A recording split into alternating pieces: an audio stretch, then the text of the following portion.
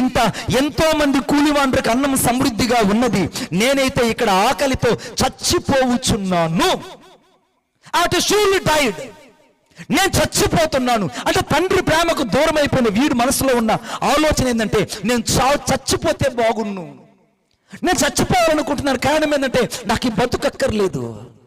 ఈ రాత్రి వాక్యం అంటున్నాను, నీవు చాలా సార్లు నేను చచ్చిపోతే బాగుండు, నా సమస్యల కారణం నేను చచ్చిపోవాలి, నా సమస్యల కారణం నేను చచ్చిపోతే బాగుంటుంది, నేను ఆత్మహత్య చేసుకుంటే బాగుంటుంది, అప్పులు తీర్చలేకపోతున్నాను, ఈ సమస్యలు నేను అధిగమించలేకపోతున్నాను, ఈ పరిస్థితుల మధ్యలో నేను ముందుకు వెళ్ళలేకపోతున్నాను, వీటన్నిటి నా జీవితంలో సముదాయించలేకపోతున్నాను, చావే నాకు శరణ్యం అనుకుంటున్నావు కదా నువ్వు.